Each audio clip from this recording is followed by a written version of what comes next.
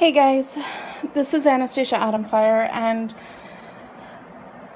this is actually a video I wanted to share. Sorry, I'm just trying to collect my thoughts. As I'm sure all of you know, things have been kind of crazy in our world as of late. There's been violence, so much destruction, and more pain and heartbreak than I can muster.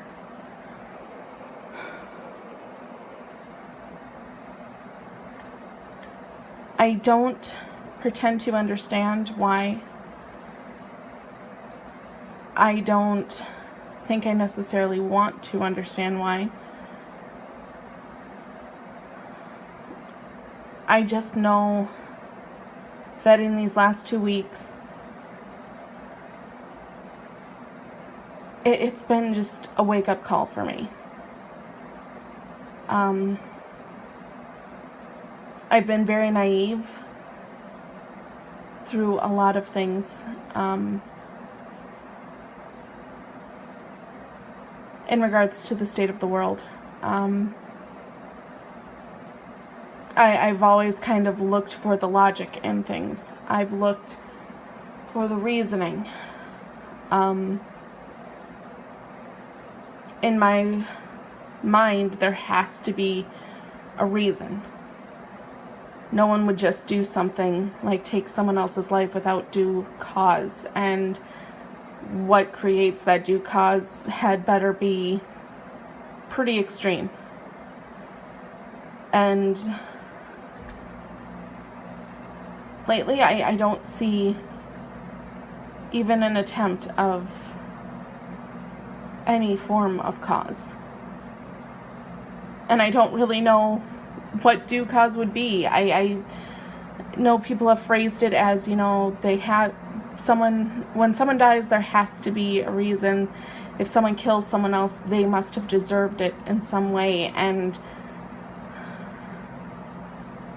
I don't know how to qualify that anymore. Anyway, just kind of a little bit of background explaining my thought process as of late. After the terrorist attacks on Nice the other night in France, I don't know why, but it just kind of hit me that it's every day, it's every week, it's every minute, every time I look up, there's some other violence on the news. There's some other death toll, and I'm lighting my candle and burning incense and leaving offerings and praying and trying to understand the reason that is just not there anymore. And it's kind of been a wake-up call that my naivety needs to go away. There's no place for it anymore in this world. It's easy to say bad things happen and you just kind of have to deal with it, but to actually understand that concept, I think, is a little bit of a struggle, at least for me, and that's too simple. I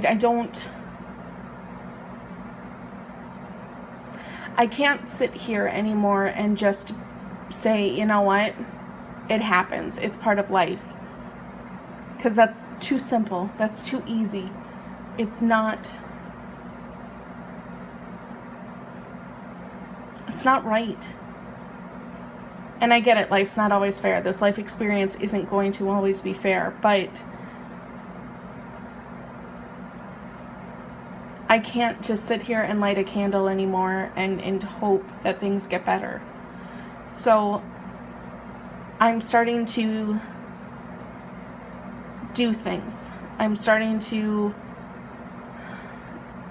not necessarily take action, because that sounds uber cliche, and I don't even know where to begin, to be brutally honest. But one thing I found I needed was an altar to go to sit at, to meditate, yes, to light my candle, yes, to pray for those who are no longer with us, and certainly to try to contemplate the state that our world is in. And so this is what I came up with today.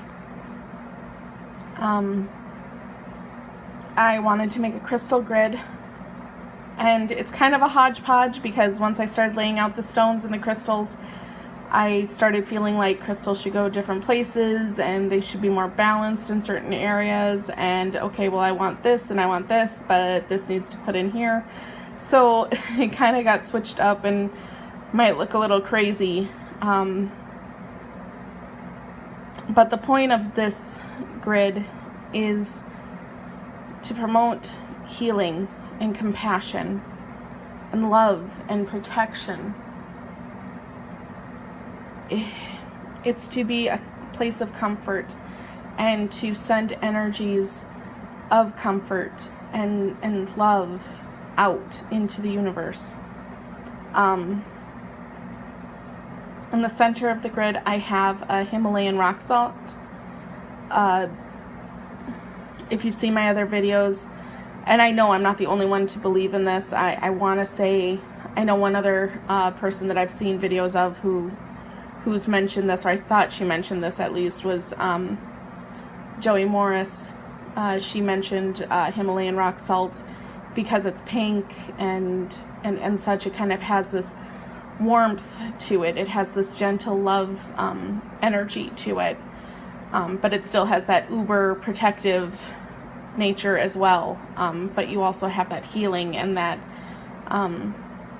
warm fuzzy energy. So that was why I wanted that to really be at the center and really work as the generator for this grid, because that's what I want to send out. That's what I want this grid to emit. And it actually was an idea that this whole grid, honestly, was something that kind of just came to me while I was at work today. Just kind of, I would get flashes of ideas and write it down in a book. And so, yeah.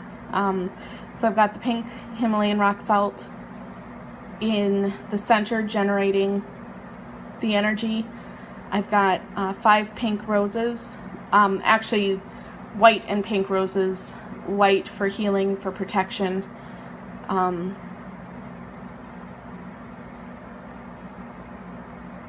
For purity and cleansing. And then pink for love.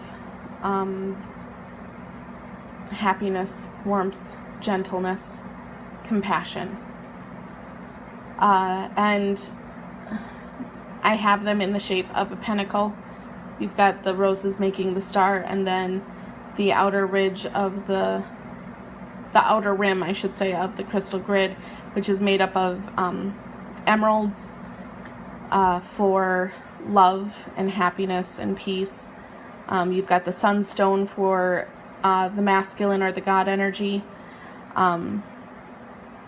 Amethyst for divine love and spiritual connection, and moonstone for goddess energy or feminine energy, because that's what I'm calling to, the Lord and the Lady.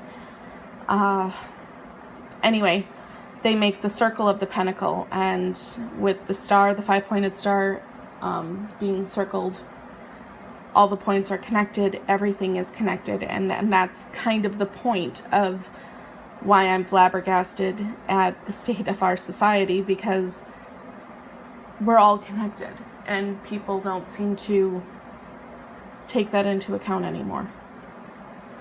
In this grid, we also have black tourmaline for grounding, just something to put in there to keep our heads on straight. Rose quartz, of course, for love and healing. Fluorite, again, a stone of clarity, of understanding, of communication, which I think are all very needed. Crystal quartz, good all-around stone, but especially for generating power. And then in the center around the Himalayan rock salt, I have citrine, which is very good for positivity. It's one of those stones that really doesn't need to be cleansed. It has this innate ability to take negativity and transform it into positive energy. And then calcite as well, which is very good for understanding relationships and kind of building upon those, which I think this world could use right now. Underneath that, I have a scarf that is kind of maroonish pink with green and white. Again, pink, love, gentleness, compassion. White, purity, cleansing, protection, and green, I connect very much to healing and definitely abundance and fertility, which I desperately want for our world. I want this energy to be sent out and to be fertile in people and to really get people thinking and be successful in this endeavor. On the cloth, I wrote my spell for the ritual that I also will videotape or video here, because I feel like it is a good thing to share and have out there. I wrote it in the witch's alphabet because that just is how I roll, and I wrote it in black lettering, again for grounding and protection, and to aid with banishing negativity. So then around the corners you'll see votive candles. The votive candles are actually each elemental candles. I have one for the north, which is earth, one for the east, which is air, one for the south, which is fire, and then one for the west, which is water. And I have those kind of there alighting. The one in the back, for those of you that have seen other videos I've done, that is my kind of love and light candle that I light for people who have passed or people who are needing some positivity in their life. And I thought that would be the perfect candle to represent spirit, because that's kind of the point of this altar. Then off to, if you're looking at this, off to the left hand side, you'll see a seashell with some stuff in it that actually is some more pink Himalayan rock salt with lavender, rosemary, and violets. Then I also have some incense that I made for this purpose, and then of course my black cauldron and smudge stick, which I'll use in other rituals. So yeah, I just kind of wanted to give a video explaining my reasoning and a rundown of what you're looking at, and I am going to share the ritual with you as well. I hope it spreads my intent and is something that's helpful. Blessed be.